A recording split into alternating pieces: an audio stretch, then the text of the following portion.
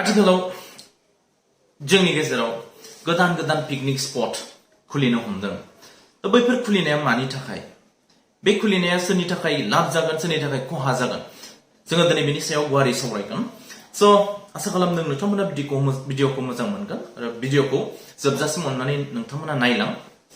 स' फैदो बिदिब्ला लोगोफोर दिनैनि टपिकआव जोङो दिनै सानफ्रोमबो नुदों जोंनि सोरगिदिं खाथि खालायाव दिनै गोदान गोदान picnic spot every 5 kilometers, every 4 kilometers, every 10 kilometers नि जानथायाव बै डिस्ट्रिक्ट गोबां डिस्ट्रिक्टफ्रावनो दिनै पिकनिक स्पट दा बैफोर मानि थाखाय जादों आरो बैफोर पिकनिक स्पटआ सोरनि थाखाय बेसेबां लाब गोनां, बेसेबां आरो सोरनि थाखाय खहा गोनां। थ' जोङो मोजाङै बिजिरोब्ला नुगोन दिनै पिकनिक स्पटआ मानो खुलि जादों आरो पिकनिक स्पट खुलिनानै दिनै सोर साबैसेया बेसेबां लाब जादों एबा लाब जायाखै। थ' बिनि फारसे जोङो दिनै साननो गोनां बाथ्रा आरो बिजिरनो गोनां बाथ्रा आरो बैफोर पिकनिक स्पटफ्रा जोंनि थाखाय समाजाव बेसेबां गाज्रि गोहोम खोख्लैदों, बेसेबां मोजां गोहोम खोख्लैदों, जोङो बिनि सायाव दिनै बिजिरनो गोनां। स' लोगोफोर, जोङो दिनै गोबां सुबुङानो एबा जोंनि सुबुं माहारिया गाव गावनि जिउआव सोलिनाय माखासे दिनै हाबानिफ्राय लानानै बार्थडे पार्टी, एनिभार्सारि बेनिफ्राय आरो गोबां जिउआव दिनै गोबां सनमिलन, गोबां जोंनि जाफुंसारनायाव जोङो रंजानो लुबैग्रा जादों।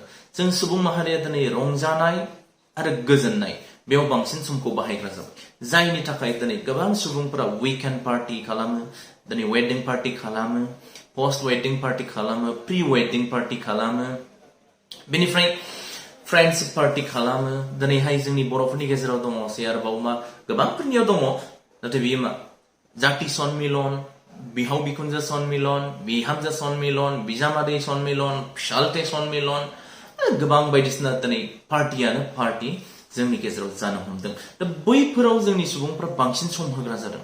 थिग बैफोरखौ नोजोर बोनानैनो दिनै जोंनि माखासे सुबुंफ्रा दिनै मा जानो हमबाय, गोबां सुबुङा दिनै जोंनि गेजेरनिफ्रायबो गोबां जायगायाव दिनै जोंनि खाथि खाला थानाय जोंनि कान्ट्रियाव, जोंनि खाथि खाला थानाय स्टेटफ्राव, आउट अफ कान्ट्रि गोबां जायगाफ्राव टुरिस्ट प्लेस दिनै बेरायहैग्रा जायगाफ्राव दिनै बेरायनो थाङो। बैफोरनि माखासे आइडियाफोरखौ नुहैयो। जोङो टुरिस्ट प्लेसाव थाङोबा माबायदि दिनै मा मोनजायो, मा खालामहैयो, बोरैहाय जोंनि समखौ जोङो बारहोनो हायो, बैफोरनि फारसे माखासे नलेजफ्रा जोंनि मानसिफोरनियाव दिनै फैदों आरो जाबोदों। थ' दिनै बै गोदान गोदान पिकनिक स्पटफ्रा बैफोरजों मा लोब्बा दङ? जोङो दिनै बुंगोन गोदान गोदान पिकनिक स्पट खुलिनायनि आसोल जाहोनाबो, आसोल उद्देश्यआबो, आसोल थांखियाबो बेनो जागोन जे जोंनि गोबां सुबुंफ्रानो पिकनिक स्पट खुलिनायजों एबा बै पिकनिक स्पट खुलिनायफोरजों गाव गावनि जिउखौ जोङो एसेब्लाबो साबसिन लामाजों दैदेननो हागोन नामा, बैफोरखौ नोजोर बोनानै दिनै दाब दाब जायगायाव पिकनिक स्पट खुलिदों, ग्रुप जानानै दिनै पिकनिक स्पट खुलिदों। दा बेफोरो जाहैबाय जे जोंनि गेजेराव आङो दहायनो बुंदों जे गोबां सुबुंफ्रा गोबां गाव गावनि समखौहाय रंजानाय एबा बाजानायजों दिनै बारहोनो जोङो सिगांबोगासिनो दं। आथिखालनि इयुथफ्रा दिनै ससियेल मिडियानि दारै माखासे जोंनि इयुथफोरनि गेजेराव गोबां इयुथफ्रा दिनै सोरबा सानै साथामसो ससियेल मिडियानि गेजेरजों दिनै इउटुबनिफ्राय बा फेसबुकनिफ्राय आरो गोबां इन्स्टा बायदिसिनानिफ्राय इन्स्टाग्रामफोरनिफ्राय दिनै रां आरजिनो हानायखौ नुनानै गोबां जोंनि इयुथफ्रा उनसंदों, सोरबा सोरखौबा फल' खालामदों, सोरबा सोरखौबा उनसंदों। दा बैफोरखौ नायनानै दिनै जोंनि गेजेराव गोबां क्रिएटर ओंखारदों, कन्टेन्ट क्रिएटर ओंखारदों, दिनै ब्लगार ओंखारदों, दिनै भिडिअग्राफार ओंखारदों, फट'ग्राफार ओंखारदं आरो बेबायदिनो गोबां खामानिफ्राव दिनै जोंनि इयुथफ्रा दिनै आवगायनो हमदों एबा स्टेप लानो हमदों। दा बैफोरनि बेबो पिकनिक स्पट खुलिनायफ्राबो मोनफा मोनफा जाहोन। दिनै बैफोरनि थाखायनो दिनै इउटुबार ओंखारदों, फट'ग्राफार ओंखारदों, दिनै भिडिअग्राफार ओंखारदों आरो गोबां सुबुंफ्रानो गाव गावनि इभेन्टसफोरखौ, बार्थडे पार्टीयानो जा, वेडिं पार्टी जा, पोस्ट वेडिं बायदिसिना बैफोर पार्टीफोरखौहाय दिनै मोजां मोजां जायगा नागिरनानै पिकनिक स्पट बा बबेबा मोनसे टुरिस्ट प्लेस जायगा नागिर मा खुंहैग्रा जादों। थ' बैफोरनिनो आसोल जाहोना दिनैनि बे पिकनिक स्पट सोमजिनायनि आसोल जाहोन। दा पिकनिक स्पट खुलिनाया सोरनिबा थाखाय गाज्रि एबा सोरनिबा थाखाय आं मोजां बेखौ बुंनो थाङाखै। थ' दिनै जोंनि बे जुगा बे समा दा बैफोराव जोङो बांसिन सुबुङा दिनै सम बाहायग्रा जानायखाय जोंनि गोबां मानसिफ्राबो बैफोरनि फारसे माखासे आरजिथायखौ नुहुरनानै बैफोरबायदि पिकनिक स्पटआ खुलिदों। दा जोङो बुंनो थाङोब्ला जे गोबां जायगानि रेवेनिउ एबा इनकामफ्रा दिनै टुरिस्टनि दारै जायो, टुरिस्टफोरनि दारै जायो। टुरिस्ट प्लेसफ्राव बिसोरनि इनकामफ्रा मानि दारै जायो? टुरिस्टफोरनि दारै जायो। गोबां सुबुंफ्रा बेरायहैयो, बैयाव फैसा गारहैयो, एन्जय खालामहैयो, लाइफनि माखासे समफोरखौहाय एन्जय खालामो। दा बैफोरबायदि समखौ गारहैनायनि दारै बै जायगानि सुबुंफ्रा बैनिफ्राय रेवेनिउ इनकाम बा जेनेरेट खालामनो हायो। थ' बैफोरबायदिनो जुदि गुबुन गुबुन जायगानि टुरिस्ट प्लेसफोर बायदि जोंबो दिनै पिकनिक स्पटआनो जा, बबेबा मोनसे पार्कआनो जा, फिसा फिसा पार्कआनो जा, बैफोरबायदि पार्कफोरखौ जुदि गोजौ मानदान्दानि जोङो डिसिप्लिन भाबै मोजाङै जुदि सालायलांनो हायोब्ला निस्सय जोंनि गेजेरावबो दिनै गुबुन गुबुन जायगानिफ्राय, गुबुन गुबुन कान्ट्रिनिफ्राय हयथ' फरेनार्सफोर, टुरिस्ट फैनो हागौ जोंनि गेजेराव। आरो बै जोंनि जे जायगायाव जोङो मोजां जुदि मानदान्दानि जुदि पिकनिक स्पटफोर बा टुरिस्ट प्लेसफोर जों खुलिनो हायोब्ला हयथ' सानसे समाव गोबां सुबुंफ्रानो बैफोरनि इनकामजों हयथ' गाव गावनि जिउखौ खुंलांनो हागोन। दा दिनैनि पिकनिक स्पट खुलिनायाबो बेबायदिनो। नाथाय साफ्रोमबो जे जोङो मोनसे ट्रेन्डिंआव सोलिनाय बायदि दिनै जाबोनो हमदों, दा बैखौसो जोङो सिन्था जानांगौआ।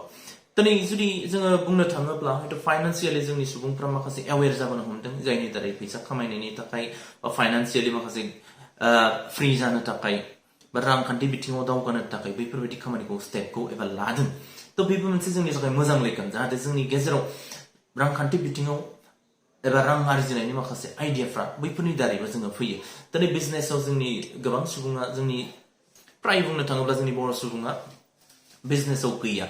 दा गुबुन जाथिनिफ्राय जोङो सोलोंनानै एबा गुबुन जायगाफोरनिफ्राय जुदि सोलोंनानै जुदि जोंनि जायगायावबो एप्लाइ खालामफैनो हायोबा, इमप्लिमेन्ट खालामनो हायोबा, बेबो मोनसे जोंनि रांखान्थि आरजिनायनि एबा जिउआव थांनानै थानायनि मोनसे लामा जाहैनो हागौ। बैफोरनि थाखायनो दिनै पिकनिक स्पटफ्रा खुलिजादों।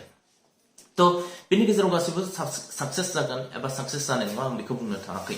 दिनै जायफोर सुबुंफ्रा जुदि पिकनिक स्पट खुलिनानै बैफोर पिकनिक स्पटफ्राव माखासे भ्यालु एड खालामनो हायोबा, भ्यालु जेनेरेट खालामनो हायोबा, गाव गावनि माखासे टेलेन्ट एबा साननायफोरखौ जुदि बैयाव फसंफानो हायोब्ला निस्सय बैबायदि पिकनिक स्पटआ सानसे समाव हयथ' गोजौ मानदान्दा मोनहैगोन आरो बैजों माखासे सुबुंफ्रा गाव गावनि जिउ खांलांनाय हयथ' राहाखौ दालांनो हागौ। थ' गासिबो पिकनिक स्पटफ्राव जुदि मोजांनि फारसे फैयोब्ला हयथ' बेयो जोंनि थाखाय मोनसे मोजां लैखोन। आरो बैबायदि पिकनिक स्पट, माखासे पिकनिक स्पटफ्राव जुदि जास्ट ओरैनो एन्जयमेन्टनि थाखाय लोंला जाला बेफोरजों जुदि दिन थाङोब्ला जेबो जुदि डिसिप्लिन मेनटेन खालामनो हायाबा हयथ' बेबायदि पिकनिक स्पटफ्रा सानसे जोबनानै थांगोन आरो बेयो गोबाव जोरहैनाय नङा। थ' दा जोंनि लाइमोनफ्रा ओरैबायदि जाबोनो हमबाय आथिखालाव, जोंनि लाइमोनफोरखौ बैखौ दा माव, नैबेखौ दा खालाम, ओरै दा थां, नैबेखौ दा माव, नैबेखौ मावोब्ला ओरैबायदि जायो, नैबेखौ मावोब्ला ओरैबायदि जायो होननायफोरजों जोंनि दानि इयुथ्सफोरखौ जोङो सामलायनानै दोननांगौ, फोरोंनो हानांगौआ जोबोद गोब्राब जाबोनो हमबाय। मानोना दिनै ग्लबेलाइजेसन, जोङो लिडारफ्रा बा जोंनि इन्टेलेक्सुवेल साननो गोरों सुबुंफ्रा जाबायदि लेभेलनि सानो, बैनिख्रुइ हयथ' एडभान्स लेभेलाव जोंनि गथ'फ्रा टेक्न'लजिनि मुगायाव हयथ' आवगायनानै दङ। जायनि थाखाय जोंनि गेजेराव गियाननि हेरफेर जानायनि दारै जोङो जोंनि इयुथ्सफोरखौ, जोंनि उन्दै उन्दै गथ'फोरखौ जोङो फोरोंनो हानायाव एसे लेकिं जानानै दङ। दा बैनि थाखाय जोङो गोदान गोदान आदब खायदा, गोदान गोदान आइडियाफोरजों जोंनि गथ'फोरखौ बुजायाब्ला एबा सोमजायाब्ला एबा फोरोङाब्ला हयथ' निस्सय जोंनि इयुथ्सफ्रा, जोंनि दानि बे जाखांफुनाय गथ'फ्रा जोंनि जास्ट ओरैनो बैखौ दा माव, बैखौ माव, माखासे रेस्ट्रिक्सन्सफोरजों जुदि जोङो बिसोरखौ दबथायनो सानोब्ला हयथ' जोङो बेयाव जाफुंसारहैनाय नङाबो जानो हागौ। थ' बेनि थाखाय जोङो गोदान आइडियाफोरखौ हयथ' जोङो सानखांनांगोन। दा दिनैनि पिकनिक स्पटफोर खुलिनायनि बेलायावबो बिदिनो गोबां सुबुङा दिनै पिकनिक स्पटफोरनि सायाव दिनै गाज्रि बिजिरदों आरो गोबां सुबुङा मोजांबो बिजिरदों। जायफ्रा बै पिकनिक स्पटनि फारसे जुदि सानदांनाय दङ बा मोन्दांथि दङ आरो पिकनिक स्पट खुलिनानै हयथ' एफा एनै रां आरजिनो थाखाय साननानै दं, बैफोर बिथांमोना दिनै मोजां बेखौ नुहुरदों। नाथाय जायफ्रा बैफोरनि फारसे दिनै सानदांनाय दङ जे जोंनि इयुथ्सफ्रा दिनै गाज्रि जानो थांगासिनो दङ, दिनै लोंला जाला बाइक सालायनायजों गोबां एक्सिडेन्ट जानानै थैलागासिनो दङ, बैफोरनि फारसे साननाय जायफ्रा दङ बैसोर हयथ' बैखौ गाज्रि बिजिरदों। दा एखे खामानिखौनो गोबां सुबुंफ्रा दिनै गाज्रि सावरायदों आरो एखे खामानिखौनो दिनै गोबां सुबुंफ्रा मोजांबो सावरायदों दा साननांगौ एबा बिजिरनांगौआ बा सायख'नांगौआ जों गावनो गावसो जुदि सोरबा जोंनि गार्जेन्सफ्रा सोरबा जोंनि पेरेन्टसफ्रा एबा जोंनि इयुथ्सफ्रा जुदि बैफोर खामानियाव गाज्रि सानदोंबा बेखौ गाज्रियै नुगोन आरो जायफ्रा मोजां सानो बेखौ मोजां नुगोन दा सायख'नांगौआ जोंसो दा जोङो एबा नों एबा आं बैफोरबायदि खामानिखौहाय माबायदि सायख'गोन दा जोंनि मेन्टेलिटिनि सायाव थाबाय जोंनि मावथायनि सायाव थाबाय जोंनि सोलिथायनि सायाव थाबाय थ' जायफ्रा बेयाव सम बाहायगोन हयथ' बिसोरो माबा मोनसे जाहैगोन जायफ्रा सम बाहायनाय नङा हयथ' बिसोरो थांनाय नङा दा जोङो समाजनि फारसे सानहरोबा बेखौनो नुहुरो जे जोंनि इयुन जेनेरेसनफोरखौ जुदि जोङो मोजाङै गोग्गो लामाजों दिन्थिलांनोब्ला जोङो समाजाव माखासे गोदान गोदान आइडियाफोरजों जोङो बिसोरखौ फोरोंनांगोन खालि जोंनि बे रेस्ट्रिक्शन्सफोरजों माने होबथानायफोरजोंल' जोङो बिसोरखौ दबथायनो सानोब्ला जानाय नंला मानो होनबा दिनैनि इयुथ्सफ्रा माखासे बिथिङाव गोबां आवगायबाय स' लोगोफोर दिनैनि बे गोदान गोदान पिकनिक स्पट खुलिनायनि सायाव आंनिफ्राय नोंथांमोनजों सावरायनाया बेखिनियानोसै आइ होप नोंथांमोना भिडिअखौ मोजां मोनदोंब्ला अननानै भिडिअखौ लाइक खालाम शेयार खालाम आरो नोंथाङा जुदि आंनि चेनेलाव गोदानब्ला अननानै चेनेलखौ साबस्क्राइब खालाम थेंक इउ